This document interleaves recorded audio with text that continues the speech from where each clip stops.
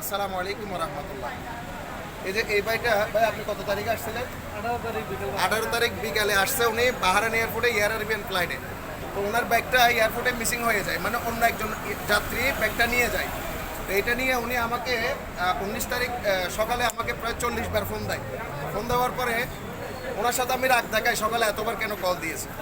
এরপরে ওনার এই যে ব্যাগটা কেউ একজন নিয়ে গেছে, হ্যাঁ, এটা নিয়ে আমি পোস্ট করাতে অনেকেই গালমন্দ করেছেন কমেন্ট বক্সে। আপনাদের উদ্দেশ্যে বলতে চাই ভাই, ভালো কিছু করতে না পারলে ব্লক অপশন আছে, ব্লক করে দেন, কিন্তু কাউকে খারাপভাবে নেবেন না।